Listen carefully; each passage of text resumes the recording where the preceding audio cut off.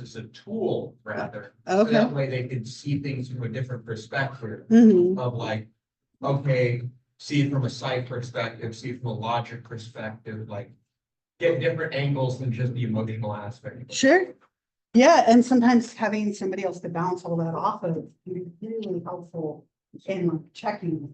Yeah, and it's interesting when you're going for like your MFT license. If you go to therapy, they actually count each hour that you go to therapy twice.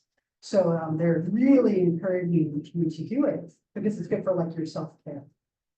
Right. Yeah. And also I've got, my stepdad's a respiratory therapist Okay. who works for Dignity Health. So we get good benefits and stuff, and they give like the entire family, each person 10 free sessions per year. Nice. So, It's always nice. I mean, when you're working in the hospital, that's taking on a pretty heavy mental load. Yeah, yeah. Like, yes, you're gonna save some patients, but you're also gonna lose some patients. Yeah. And it's nice to have a space to process. Yeah. How's everybody doing? Be good. Good? Tired? I know, right? Anyone watch the Super Bowl yesterday? That works. You were at work? I watched the Super Bowl. I even have, I'm my home socks on. Right? I don't know why I should have, but I do. It was a good game. I was like happy with anyone winning, because I like the little like poor little rookie 49er quarterback, but it was a good game, though my kid said the halftime show was stupid, right? I don't know. I agreed. I felt like I was like back 30 years all of a sudden. Like nothing changed. He played his old songs. He looked like he looked when he was in the 90s. Like it just felt like I went back 30 years. And then the commercials after it, I don't know if you noticed, but it was like the commercials after it were almost like 90s commercials. And then they like slowly built back up to, I don't know, it was a little interesting. I wasn't impressed with the halftime show. I did the dishes during the halftime show and then back to the game. Right? And now, sadly, football's over. I have all this free time now, except I was sharing with my class before. Now I can obsess about my cruise, which was 40 days earlier, and now it's at 39. So 39 more days. I'm very excited for that. Not that I'm counting. My daughter and I this morning were like, how many croissants are you going to eat on day one? I was like, 6. How about you? She's like, 12, right? Like, we're already talking about what we're going to eat on day one of the cruise, 39 days and 23 hours and 72. No, I thought that said 72 minutes, 52 minutes. I'm like, 72. So, anyway. You have 72 minutes. 72 minutes, right? Ready, go to Long Beach. That'd be tough. But if it stood between me and like unlimited food for a week, I'd find a way. So, anyway, I hope you're all doing well. We have like a normal week this week, which is so nice. We have Monday and Wednesday. And then on Monday next week, it is a holiday, so we don't have school next Monday, but that's a week from now, so we won't worry about that for quite yet. We'll pick back up where we left off. We were talking about menstrual cycles, so we still have a little bit of like female anatomy stuff to get through, and then we'll get into male anatomy. But we talked about all of this, remember, 4 different phases, a lot of hormonal cycles happening during this process. And I had a video I wanted to share with you, but I didn't want to run out of time at the end, so I'll play that for you now. Somebody sent this to me.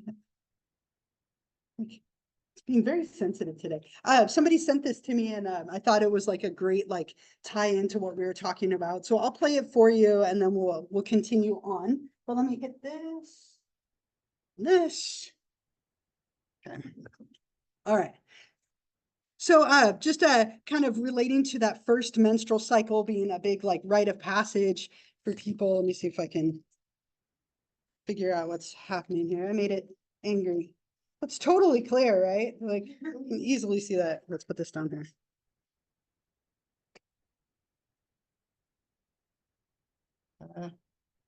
What's happening?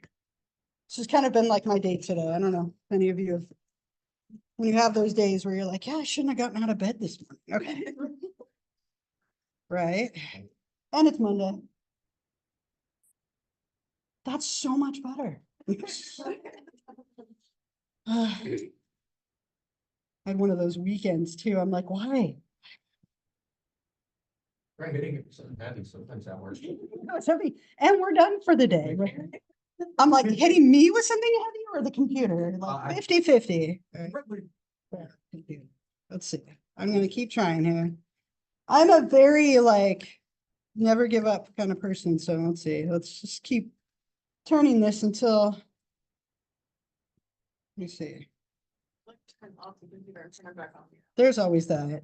We could do that. So this is really loose. I think somebody stepped on it.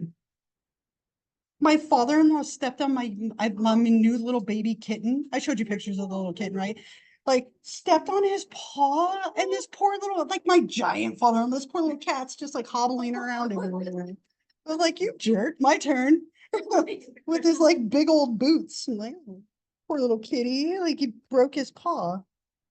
Okay, yeah, it's so sad. He like can't walk. There we go. I just needed to tell a sad kitty story and we're good. Okay, so let's see if this works now. Okay, so first moon party. I remember menstruation comes from menses and moon, so that's where the moon idea is coming from here. All right. First, Jenny got it. Then stupid Vicky got it. And I tried everything to get my period. Nothing. So, I faked it. Looks like Florida. Yeah, I got it. It's so red. Cherry Slush Club. Blood Sisters. They bought it. Hey, Katie. What's this? What do you think it is? I'm on my ladies' days. What do I think it is? Ruby Licious nail polish. But she doesn't need to know that. We have to celebrate.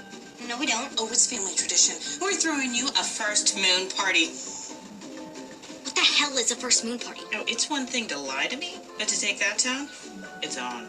Hi, do you make vagina cakes? Hello?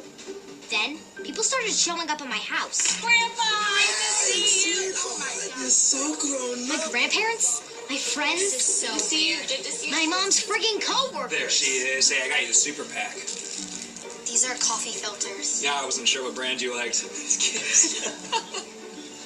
just didn't expect my mom to be such a freak. Pin the pad on the period. All right, step right up. Pin the pad on the period? Seriously? Do you know how hard it is to find a uterus pinata? I used to like marshmallows. Not anymore. This next one's for Katie and the weirdest birthday party ever. Mike. I'm a queen bee, come get it. No When things couldn't get worse, surprise! my dad showed up. What are you doing? You're missing the magician. You need to stop this. No one is having fun. What are you talking about? This party is a hit. Your grandpa is bobbing for ovaries like a champ. I faked it. Well, maybe you should open this first. Period starter kit. Aren't you gonna ground me for lying? Why do you think I threw you the first moon party? Would she think I wouldn't know? Periods don't have glitter in them.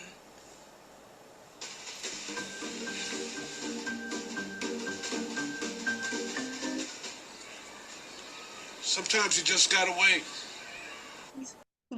Okay, so I thought it was funny, so I thought I would share that with you. But again, a huge rite of passage, right, that women go through, right, as part of being a teenager or even before, as we talked about.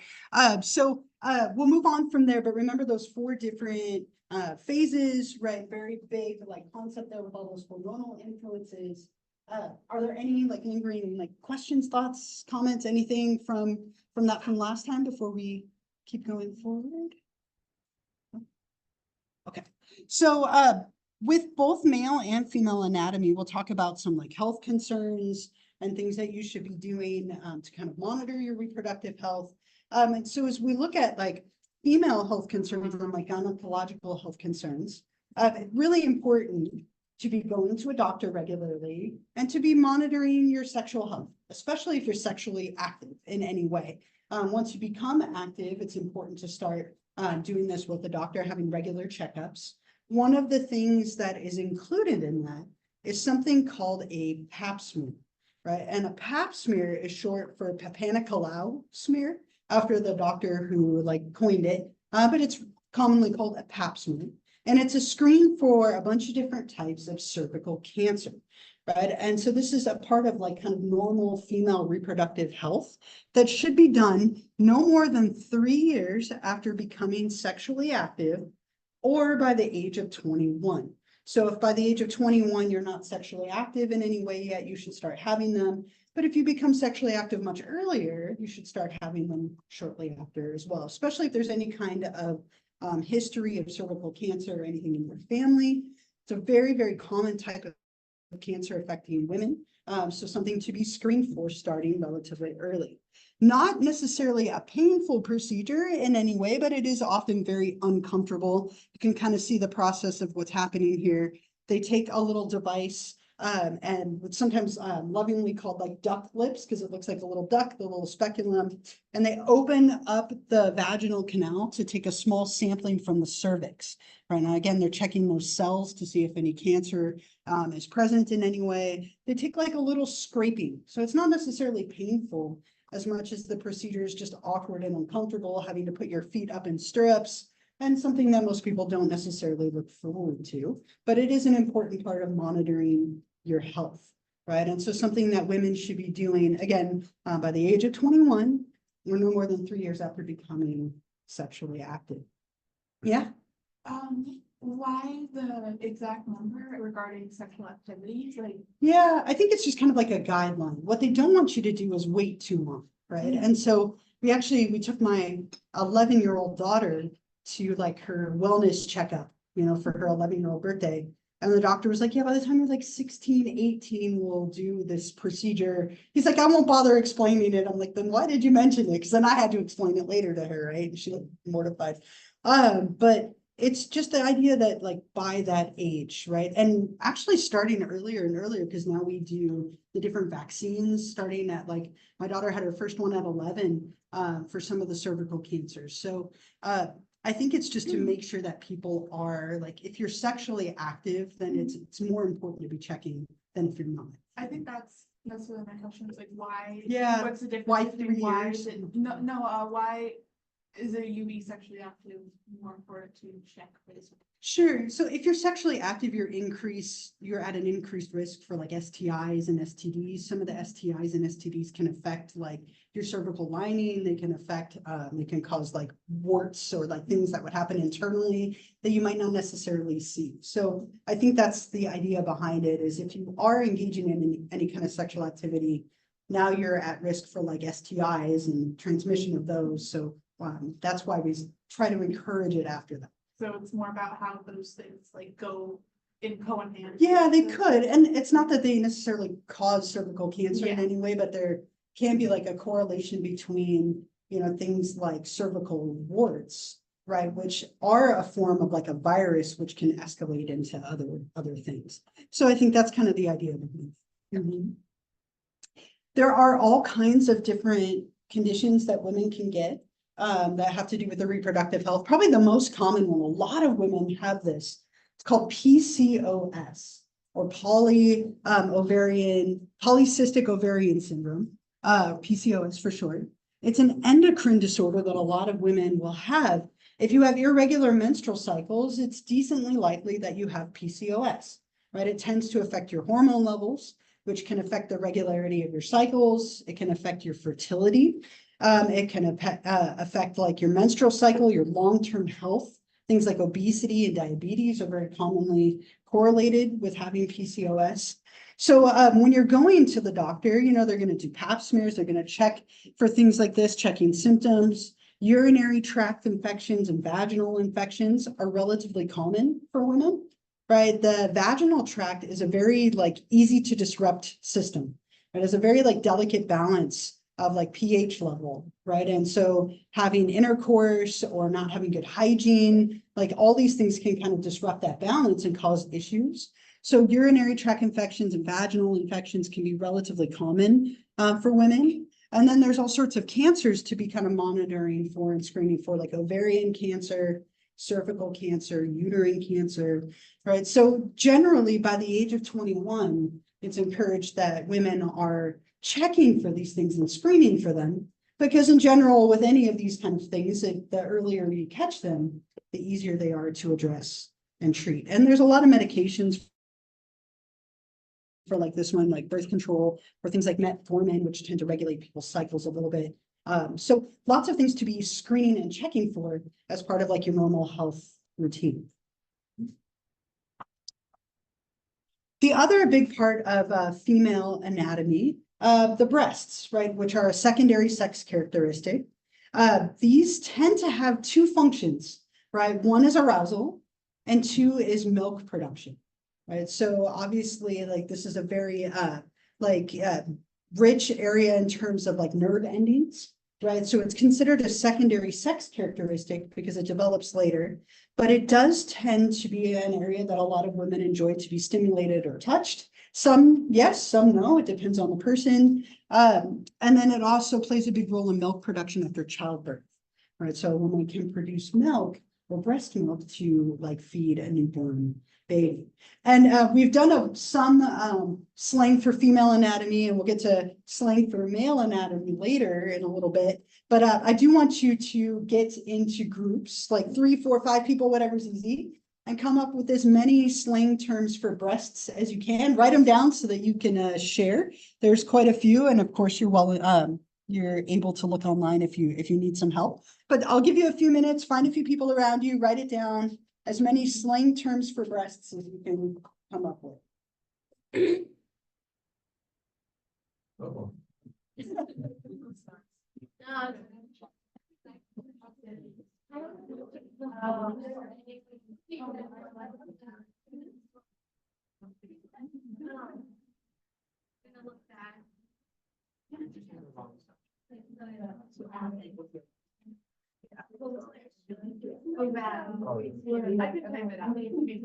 Yeah. Starting Okay. I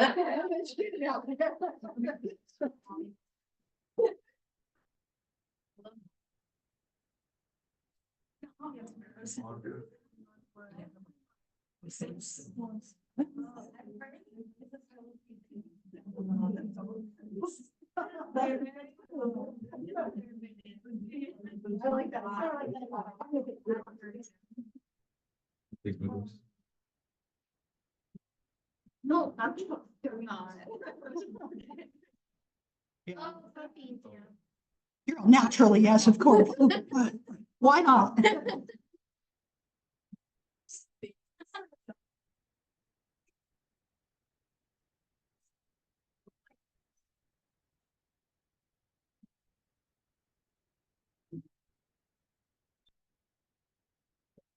That was so funny, like one person said it and then it like reverberated.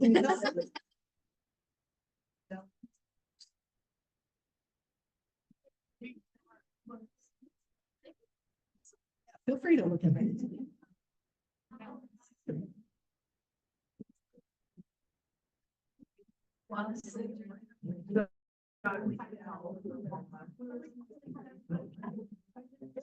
Put that one for patients.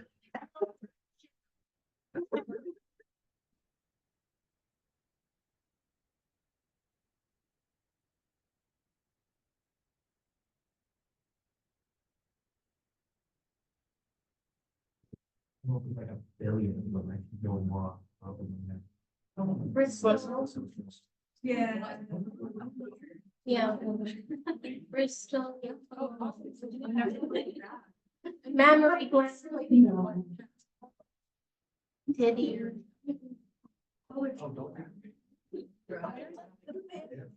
Other. Melon. Oh, yeah. So much. Wait, hold on. The girls. Seat of the affection. Sentiments. This is so. Yeah. I like that. Oh, wow. My favorite reliable vehicles. The new one. Brad Pitt. I've never heard of that. Tatas, I've heard tatas. Yeah. Eerie. No, I can't see it from Eerie biscuit. Cream pies, coconuts, ice Bacon cream, hangers. bacon hangers. I could get like. Fried eggs. Go read. Cantaloupe. Milk monsters.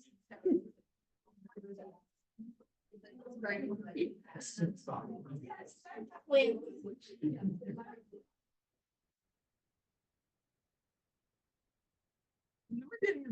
I know. Okay. Animals. Puppies. Cat flies. Mosquito bites. Or. I'll give you another minute or two. The girls are hurt.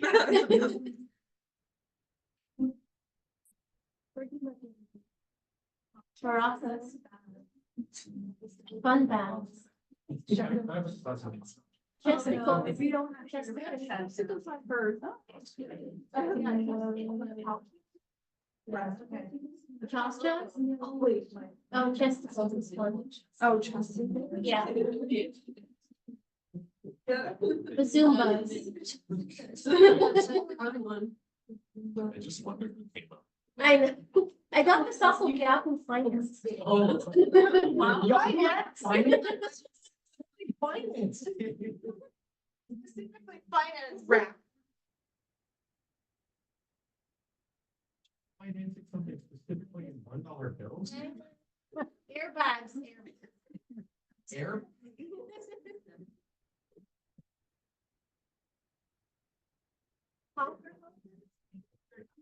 Babylon. You've seen Babylon.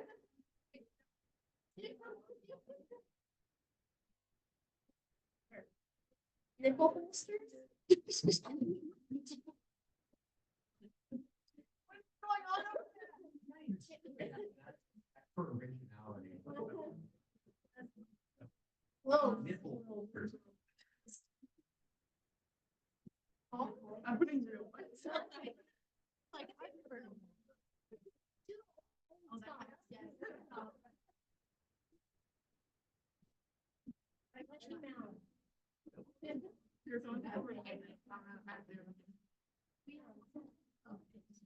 All right, so like 30 more seconds, find out your last ones, and then I'll see who's willing to share. We can go to another. Love yelling profanities out in class.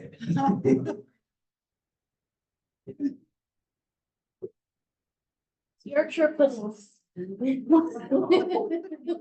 Sometimes I think people just make them up. I like milk monsters. What?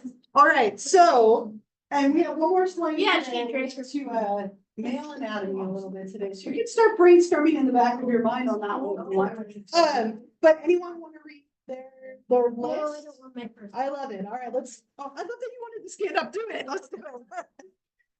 That's confident. Ball. Titties, mommy milkers, I feel like I should be honkers, recording. boobies, boobs, tatas, tits, bitties, my girls, jugs, melons, udders, rack or racks, money makers, bazookas, bahungas, hanagaroos, chichis, chesticles, balloons, stress balls, pillows, cushion, and bobs. Bob's, okay, very nice. Yeah, I feel like we should clap for you. You're confident and excitement with that. Anybody else want to read their list? You don't have to come up here unless you want to. You're welcome. No, I enjoy this way too much than I should. All right, go for it. Okay, boobs, titties, tits, knockers, puppies, red lights, honkers, melons, jug, bosom, Bristol, memory gland, tatas, coconuts, cantaloupes, milkers, twins, the girls' testicles, Zumbas, yeah, tatas, racks, shelves, hooters, and globes. I love it. All right, you get clap school, right? If you're willing to come up here. Anybody else have a list you want to read? Even if there's repeat, it's okay. You don't have to come up here unless you want to. Ready? These are good lists, right? There's so much slang and I heard a lot of you saying like nobody uses those terms. Like some of them are common and then a lot of them just seem like they're kind of silly in a sense. But there is so much slang for anatomy. Again, you know, here we're talking about secondary sex characteristics, so maybe not as much But when we get to male anatomy, I'm expecting some decent lists for that one. That's probably the most, there's the most slang for penis, I think, of all of the ones that we're talking about here. But again, a couple of different functions. Men do have breasts as well, as a side note. So with women, the functions are arousal and milk production. Men, if they develop full breasts, we call that, it's a condition called gynecomastia. But men do have like much, much smaller undeveloped breasts for the most part. Though depending on weight and hormones, men can develop them as well, though the function in men is much less understood. Although they can be with arousal and pleasure as well. Yeah, Doesn't excess consumption of soy cause estrogen production? it can. Which Right. in some cases can cause men to develop boobs. Sure, at so small levels. yeah, so that could be one contributing factor: diet, weight, hormones, and things like soy and things that have a lot of hormones in them can contribute, especially if you're already genetically predisposed to have that vulnerability, which you might not. No, gynecomastia, that condition tends to run in families. So it can be a little bit genetic, but a lot of it also has to do with weight. Like if someone who is male is very overweight, they might have more like breast tissue than someone who is maybe more like muscular or underweight. Any other comments, thoughts, questions, anything? I have a couple of documentaries that are really, I don't know what the right, colorful, rich, I don't know, odd. I have lots of interesting words to describe these. But I have one that's called Breasts. And I want to play just a little bit of it for you. And then there's a male equivalent of this called Private Dicks, which we'll get to. What makes these, I think, so colorful is the music. The music's really odd. Like, I don't, it's like catchy, weird, odd. I'm just trying to sell it to you right now. I don't know if I'm doing a good job of that. But what I want to play, this is like the first like 12 minutes or so. And it's a bunch of women of different ages. So kids and teenagers and women who sit there, they take off their shirts, or some of them just wear a bra, and they're talking about expectations around breasts, breast size, and things like that. I think it's an incredible vulnerability that they're showing. And then we'll see the male equivalent of that probably next week as well, which you can look forward to or dread accordingly. But I'm going to play this for you. And again, what I think I love about this is the vulnerability that they're displaying to do something like this. And I think it's also really good for talking about some of those stereotypes and expectations. So I hope you enjoy the music. It's really pretty bad, but that's okay. It'll remind you of yesterday's Super Bowl. No, I'm just kidding. All right, anyway, here we go. So I'm just gonna play, as I said, about 12 minutes.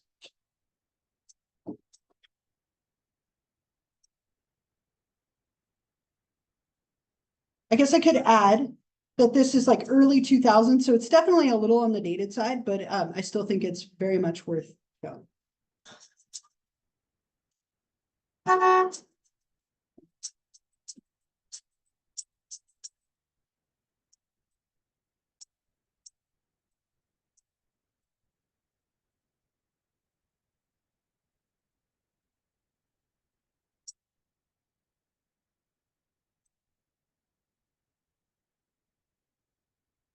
Chakalakachi chai chai chakalolam gundo gundo barapakawan. Chakalakachi chai chai chakalolam gundo gundo barapakawan.